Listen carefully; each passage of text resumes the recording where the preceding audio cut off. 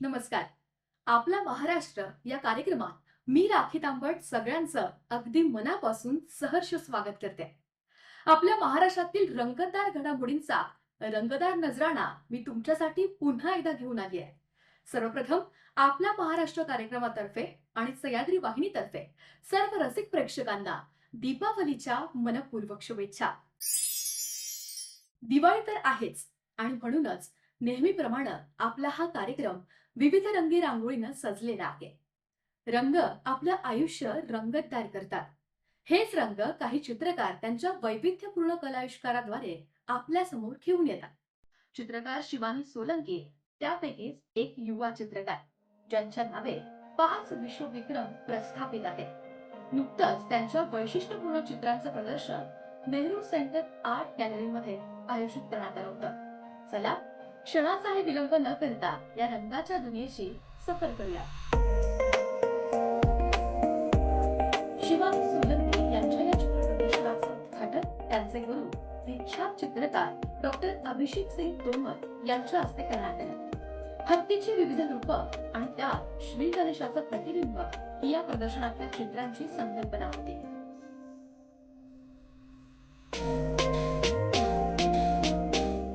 मैं art field में starting से ही बहुत ज़्यादा इंटरेस्टेड रही हूँ। कुछ अलग कर दिखाने का मेरी सोच रही है और इस फील्ड में मैंने 10-15 साल से मैं भी काम कर रही हूँ। हाथी को लेके मैंने भगवान शिव और साथ में उनके परिवार गणेश जी को सिंबॉलिकली रिप्रेजेंट किया है और उनको डिफरेंट थीम्स में अलग अलग सोच के साथ मैंने रिप्रेजेंट करने की कोशिश करी है। How creatively artist can represent his feelings, जो मैंने यहाँ पर करना चाहा है।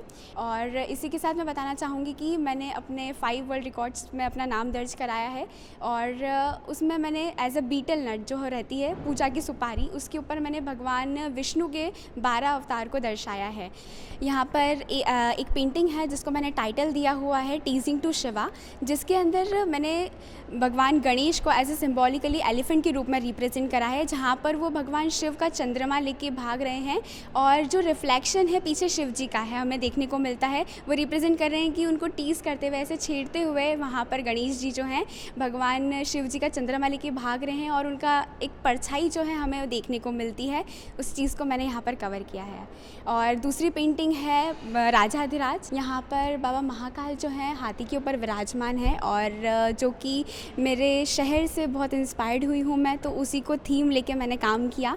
आप देख सकते हैं जो कि राजाधिराज बाबा महाकाल हैं वो हाथी के ऊपर सवार हैं और वो उन्हीं पर सवार करके नगर भ्रमण करते हैं, तो मैंने उनको उनके ऊपर रिप्रेजेंट किया हुआ है यहाँ पर। और यहाँ की जो आइज़ और जो उनके फीचर्स है वो मैंने अपने अंदाज में अपने तरीके से रिप्रेजेंट करा है यहाँ पे। और ये जो हाथी है वो भी अपने आप में एक जो राजा महाराजाओं का हाथी रहता है उसको मैंने लेके यहाँ पे कंपोज़ किया उनको। यहाँ ये जो पेंटिंग है ये मैंने एक्रेलिक मीडियम में करी है, जो कि एक्रेलिक कलर्स में पूरा कंप्लीट किया और टेक्सचर्स इसकी ब्यूटी को इन्हेंस करते हैं। ये जो आप पेंटिंग देख रहे हैं इसका टाइटल है वात्सल्य, जो कि एक अलग थीम पर मैंने कंपोज करी हुई है। हम चाहते हैं कि हम अधिकतर अज्यूम करते हैं गणेश जी को माता पार्वती के साथ में, पर यहाँ पर इस पेंटिंग में आपको देखने को मिलेगा यहाँ पे जो गणेश जी हैं वो अपनी गज माता के साथ हैं। गणेश जी को जिनका शीश लगा था, जो उनकी माँ थी, वो गणेश जी को अपने बेटे को मानकर वात्सल्य जता रही है, एक प्यार जता रही हैं। तो यहाँ पर उनका बेटा उनके पास नहीं है, पर एज अ गणेश जी को वो अपने बेटे के रूप में देखती हैं। हम लोग आज यहाँ पर आए हैं और नेहरू आर्ट गैलरी में हम लोगों ने देखा यहाँ पर जो प्रदर्शनी लगी हुई है, बहुत सारी हमने पेंटिंग्स देखी है, लेकिन यहाँ पे जो शिवानी सोलंकी के द्वारा ये जो पेंटिंग्स बनाई गई हैं उज्जैन की कलाकार हैं, जो जानकारी प्राप्त हुई है उसके अनुसार से देख के लग रहा है कि कहीं ना कहीं बाबा महाकाल का कहते हैं उसमें और गणेश जी के महाराज के उसमें थीम को देते हुए उन्होंने इस चीज़ को बनाया है। काफ़ी डिफरेंट इन्होंने पेंटिंग बनाई है और अलग अलग अनुभूति और अपनी कल्पनाओं को उन्होंने उसमें उकेरा है और मैं तो बहुत देख के अचंभित हूँ, इतनी अच्छी अच्छी चीज़ें उन्होंने अपनी कल्पनाओं को उस रूप में दिया है। आपल्या समाजामध्ये अशी काही व्यक्तिमत्व असतात जी आपलं सारं आयुष्य समाजासाठी खर्ची करतात, दिवस रात्र फक्त समाजासाठीच झटतात. असंच एक व्यक्तिमत्व म्हणजे श्री पुंडलिक लोकरे. त्यांच्या संकल्पनेतून गेली 8 वर्ष माणुसकीची भिंत हा सामाजिक उपक्रम आभार फाउंडेशन तर्फे लोअर परेल इथे राबवला जातोय. या उपक्रमाचं मुख्य उद्दिष्ट म्हणजे समाजातल्या गरजू आणि वंचित लोकांना जीवनावश्यक वस्तूंचं दान करून त्यांचं जगणं सुलभ होण्यासाठी सहकार्य करणं. चला तर मग या अतिशय स्तुत्य अशा उपक्रमाबद्दल जाणून घेऊया.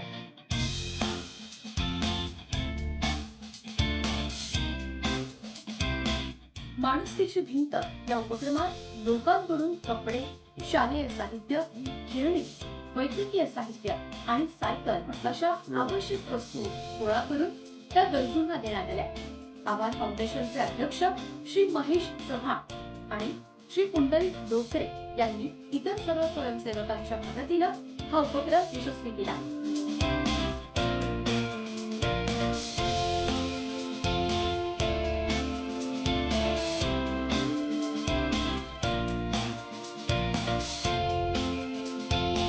हा उपक्रम म्हणजे माणुसकीचं मूर्तिमंत उदाहरण आहे. हा उपक्रम लोकांना एकत्र आणत दान धर्माच्या माध्यमातून गरजू लोकांच्या गरजा पूर्ण करण्याचं काम करतो. खूपच कौतुकास्पद असा हा उपक्रम आहे.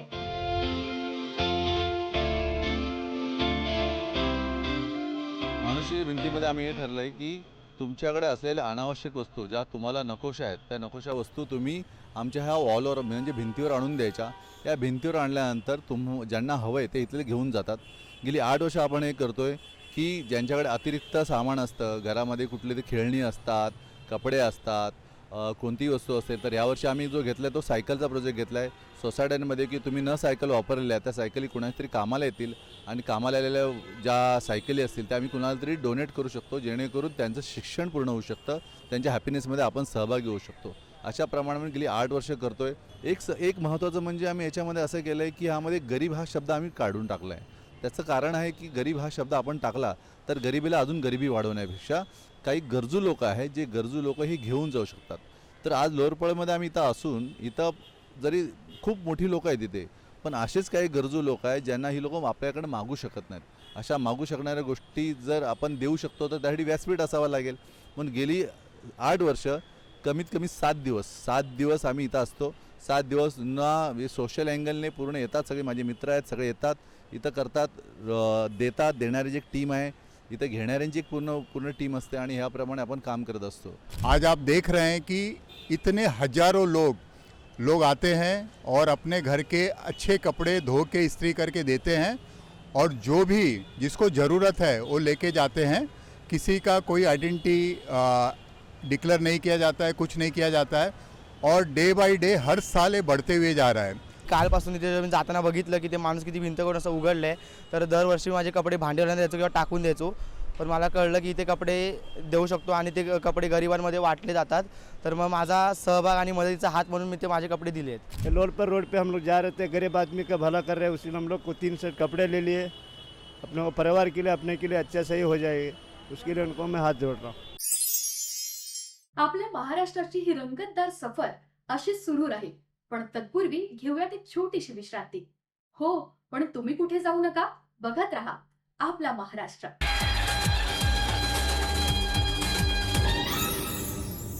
हरिशंकर परसाई हे हिंदी साहित्य क्षेत्रातील लोकप्रिय व्यक्तिमत्व. विनोदी आणि उपहासात्मक लेखन शैली हे त्यांच्या लिखाणाचं वैशिष्ट्य. 2024 हे वर्ष त्यांचं जन्मशताब्दी वर्ष. त्याच अनुषंगानं भवन्स कल्चरल सेंटर आणि परसाई मंच यांच्यातर्फे परसाई की याद जन्मशती समारोह या कार्यक्रमाचं आयोजन करण्यात आलं होतं. चला या कार्यक्रमाची एक रंजक झलक पाहूया.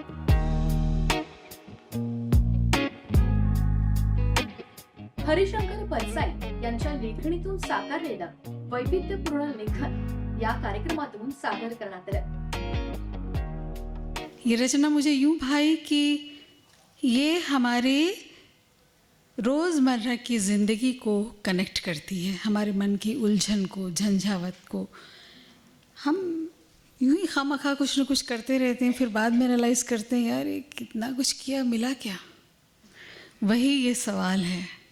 मैं सोच रहा सिर पर अपार दिन मास वर्ष का धरे भार, पल प्रतिपल का अंबार लगा, पल प्रतिपल का अंबार लगा, आखिर पाया तो क्या पाया, आखिर पाया तो क्या पाया। मेरा सौभाग्य रहा है कि मैं उनसे मिली हुई हूँ और हमने परसाई मंच 1998 में बनाया था। तब से लगातार हम परसाई को याद कर रहे हैं, परसाई की याद कार्यक्रम के ज़रिए। और हमेशा हमने कोशिश की है कि हम इसको विविध रंगों में सजा करके परसाई जी की लेखनी और परसाई जी की विचारधारा की जो बात है और जिन्होंने लिखा है वो भी हम लाएं। हरिशंकर परसाई हमारे समय के सबसे बड़े रचनाकार हैं, जिन्होंने हमारी सामाजिक विसंगतियों पर बहुत ज़बरदस्त प्रहार किया है। यह उनका शताब्दी वर्ष है और इस शताब्दी वर्ष पर परसाई मंच की ओर से परसाई की याद 2024 पेश की जा रही है। और ये एक अत्यंत महत्वपूर्ण रचनाकार के ऊपर बेहद महत्वपूर्ण एक कार्यक्रम है। जनरेशन्स पर जनरेशन्स आती रहें, पीढ़ियों पर पीढ़ियाँ आती रहें, पर परसाई जी का जो प्रेम है, जो वो हमें अपनी कहानियों के द्वारा और हम इन प्रोग्राम्स के द्वारा देते आए हैं, उसे शब्दों में बयान नहीं किया जा सकता है। परसाई जी का मैं भी उनके करोड़ों फैंस की तरह एक फ़ैन हूँ और उनको पढ़ा है, शुरुआत से पढ़ा है और समझने की कोशिश की है। ये कहना कि हमने परसाई को समझ लिया है बहुत बड़ी बात है, लेकिन हाँ, हम समझने की कोशिश में हैं। बहुत ज़रूरी है कि हम इस चीज़ को और आगे लेके जाएं अपनी आगे की जनरेशन्स में, क्योंकि परसाई जी की लेखनी में आपको हमारे देश की जो एक गंगा जमनी तहज़ीब है वो देखने को मिलेगी, चाहे वो उनकी बातों में हो या चाहे उनकी भाषा में हो। आपल्या महाराष्ट्रात प्रत्येक धार्मिक कार्यक्रमात श्री सत्यनारायणाची पूजा आवर्जून केली जाते। नुकतीच 17 ऑक्टोबरला मुंबई दूरदर्शन केंद्रामध्ये सुद्धा श्री सत्यनारायणाची पूजा आयोजित करण्यात आली होती आणि या पूजेला मुंबई दूरदर्शन केंद्रातील सर्व कर्मचारी आणि वरिष्ठ अधिकारी आवर्जून उपस्थित होते। मुंबई दूरदर्शन केंद्रातलं सारं वातावरण मंगलमय झालं होतं। चला या मंगलमय क्षणांची क्षणचित्र पाहूयात।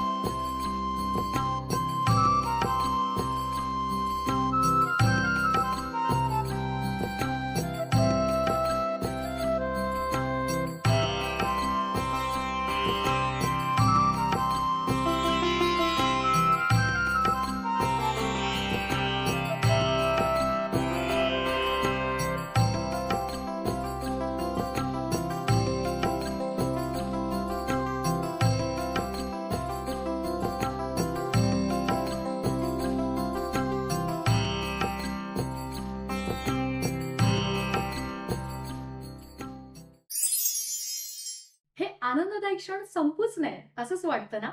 पण काय करणार, नेहमीप्रमाणे वेळ झाली एका छोट्याशा विश्रांतीची। कुठेही जाऊ नका, बघत राहा आपला महाराष्ट्र।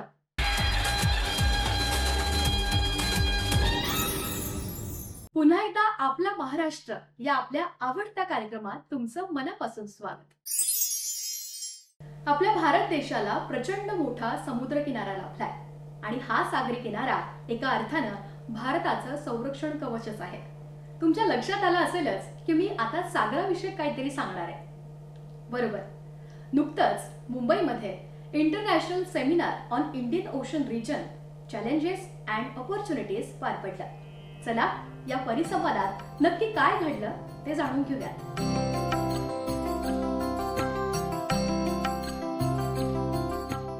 परिसंवादाची सुरुवात मान्यवरांच्या सत्कारानं झाली. उपसंचालक प्राध्यापक डॉक्टर लियाकत खान यांचं स्वागतपर भाषण झालं. त्यानंतर परिसंवादाच्या संकल्पनेचं सादरीकरण समन्वयक श्री भूषण ठाकरे यांनी केलं. The Indian Naval Command, the Western Naval Command, has a responsibility to look after the whole Arabian Sea, and which we got and so we are very grateful and thankful to the Admiral to coming for this particular seminar. And also I would like to welcome Professor Lagate Madam, who is also the head for Management and Commerce Studies, and she's also the Dean, and she also can give a lot of food for thought onto how Navy and trade and commerce becomes very important. They are all conjunctures through which the further trade will happen, and it becomes important. As we dwell into our discussions, we will confront the complex challenges that besets the Indian Ocean region. The seas that facilitates the movement of good are often married to piracy, territorial dispute, and pressing needs of secure, inefficient maritime logistics. We all know that we are at the very right time in the history because of how the country is right now doing with the countries which are influential in the globe, and how the importance of Indian perspective is becoming very, very important. It's not only the political desire, but also the desire of people to become great, to become more influential, that is making, I think, the path for young people like you who can make their careers in such kind of areas. वाणिज्य आणि व्यवस्थापन अभ्यासाच्या dean प्राध्यापक कविता लगाटे यांचं भाषण झालं. त्यानंतर doctor Rohidas Lodhe यांनी लिहिलेल्या भारत आणि भारताचे शेजारी या पुस्तकाचं मान्यवरांच्या हस्ते प्रकाशन करण्यात आलं. Vice admiral Sanjay J Singh, flag officer commanding in chief western naval command Mumbai यांचं उद्घाटनपर भाषण झालं. आणि त्यानंतर व्हाईस ॲडमिरल संजय जे सिंग यांचं विद्यार्थ्यांसोबत प्रश्नोत्तर सत्र पार पडलं. श्रीमती प्रियंवदा सावंत यांनी उपस्थितांचे आभार मानले. You measure your waters, your territorial waters, 12 nautical miles, that's close to 20 kilometers from your coastline. That is the low water line. But if you have a continuously indented coastline, then by international law, you're allowed to draw a straight line across it. That straight line gives you the benefit that everything that is landward of it becomes inland waters with complete 100% plus sovereignty. And thereafter, your baseline counts outwards 200 nautical miles from there. 12 nautical miles from there is your territorial waters. Another 12 is the contiguous zone. And up to 200 miles is the exclusive economic zone. Law which is there that in case it is a part of a continuing shelf that is going on, even beyond 200 miles, up to 350 nautical miles, while the water resources are common to the whole world, the seabed resources belong to the same country. So how does the change in government affect the Navy, the Indian Navy overall?